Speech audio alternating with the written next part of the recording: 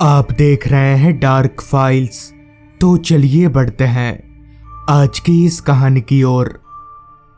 एक लंबे अरसे के बाद गांव में वापस लौटकर मुझे बहुत अच्छा लग रहा था।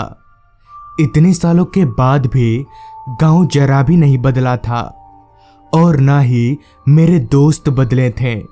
मेरी तरफ उनका रवैया अभी भी पहले जैसा ही था।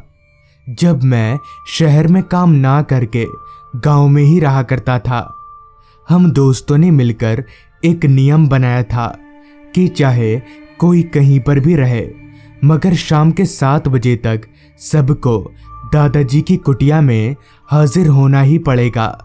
दादाजी यानी उस कुटिया के मालिक बहुत पहले ही चल बसे थे और उनका इस दुनिया में कोई नहीं था। तो उनके मरने के बाद हम दोस्तों ने ही उनकी कुटिया पर अपना अड्डा बना लिया। उस दिन भी जब मैं अपने घर से उस कुटिया में जाने के लिए निकला तो मेरी माँ ने कहा, सुनो, आज अमावस है तो जल्दी घर आ जाना, ज्यादा रात तक बाहर मत रहना। माँ को अच्छा ठीक है बोलकर मैं उस कुटिया की ओर चल पड़ा। रास्ते पर चलते चलते मुझे मेरे दोस्तों में से एक दोस्त बनवारी मिल गया। मुझे देखते ही बनवारी बोला, अरे तू कब आया? इस पर मैंने जवाब दिया, बस कल ही आया हूँ। इस पर बनवारी ने कहा, अच्छा भाई, पहले तो तेरा भूतों में बड़ा इंटरेस्ट था, अभी है या सब खत्म? जिस पर मैंने कहा, इंटरेस्ट है मगर धीरे धीरे अब वो भी खत्म हो रहा है, क्योंकि अभी तक एक भी भूत नहीं दिखा। पर तूने ऐसा क्यों पूछा? इस पर बनवारी ने कहा, नहीं, अगर तुझे भूत देखना है तो एक जगह पर जा सकता है। इन खेतों को पार करके एक हॉस्पिटल है, सुना है वो हॉस्पिटल बहुत सालों से बंद पड़ा है और उस हॉस्पिटल में भूतों का वास है, पर मैं नहीं मानता इस सब चीज़ों को। बनवारी की पूरी बात सुनकर मैंने कहा, अच्छा ऐसी बात है, तो आज चलते हैं फिर हॉस्पिटल में, क्या सच है और क्या झूठ पता चल जाएगा। लेकिन अभी जब हम लोग कुटिया में मिलेंगे तब किसी को भी कुछ बताना मत। मेरी इस बात पर बिना किसी अगर मगर के बनवारी ने हाँ कर दिया, जिसके बाद हम दोनों सीधे उस कुटिया में पहुंच गए। तकरीबन रात के 9 बजे तक हम दोस्तों की महफिल खत्म हुई, जिसके बाद मैं और बनवारी हम दोनों वहीं से उस हॉस्पिटल की ओर निकल पड़े। रास्ता पूरी तरह से अंधेरे में डूबा हुआ था, मगर अच्छी बात तो ये थी कि बनवारी के पास एक बैटरी टॉर्च था, जिससे हम दोनों को चलने में बहुत मदद मिल रही थी।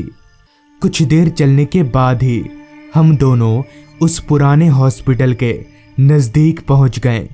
रात के उस काले अंधेरे में वो हॉस्पिटल काफ़ी डरावना लग रहा था।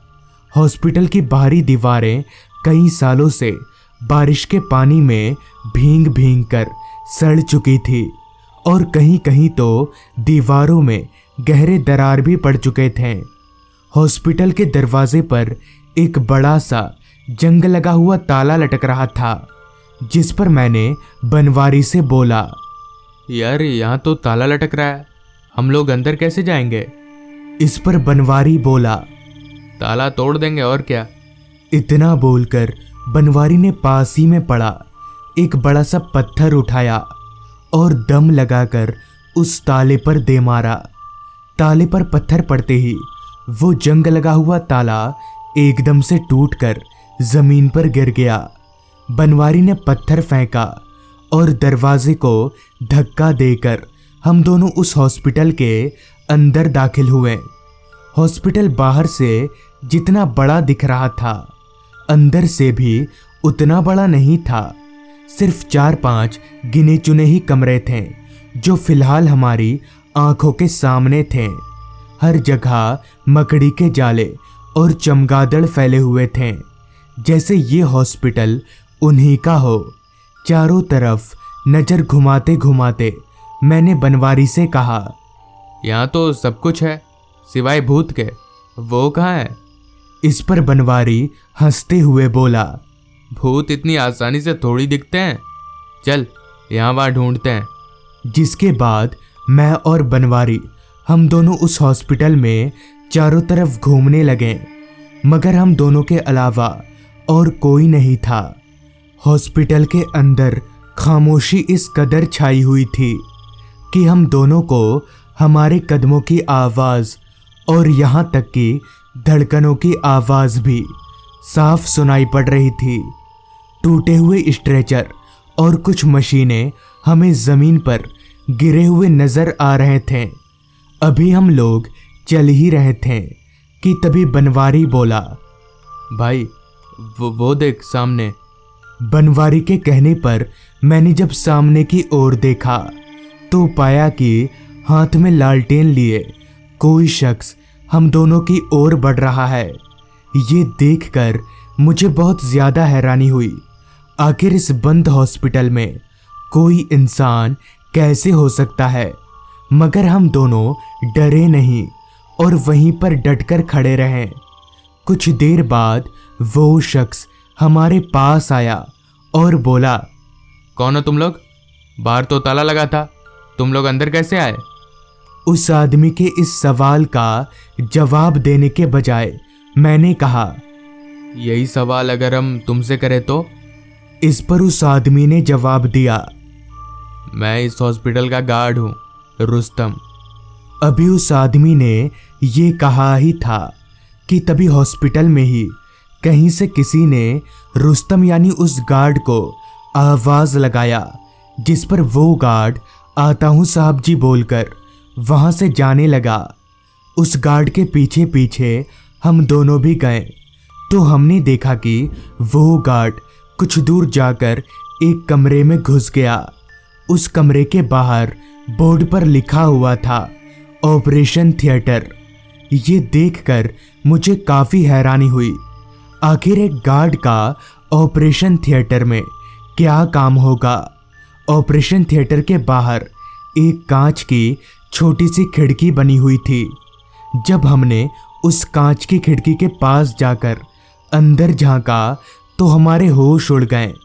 ऐसा लगने लगा जैसे मेरे पैर ज़मीन पर ना होकर आसमान में हो, क्योंकि उस रूम के अंदर वो गार्ड और एक डॉक्टर था जो किसी बच्चे का ऑपरेशन कर रहे थे। मगर अब उस गार्ड और उस डॉक्टर का चेहरा बहुत डरावना हो चुका था। डॉक्टर की आंखों से खून बह रहा था और साथ ही वो बच्चा भी, जिसका आधा शरीर फटा हुआ था, वो बच्चा जोर जोर से हंसे जा रहा था।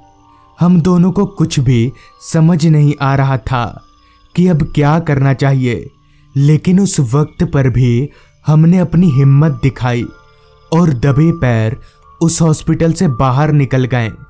मगर उस रात वो क्या था ये आज तक हमें समझ नहीं आया। और हाँ, वो हॉस्पिटल अभी भी हमारे गांव में उसी तरह से बंद पड़ा है। तो दोस्तों, ये थी आज की कहानी। अगर आपको ये कहानी अच्छी लगी हो तो चैनल को ज़रूर सब्सक्राइब कर लें। तो मैं आपका दोस्त आर्यन जल्द ही मिलूंगा आपसे ऐसी ही एक कहानी के साथ।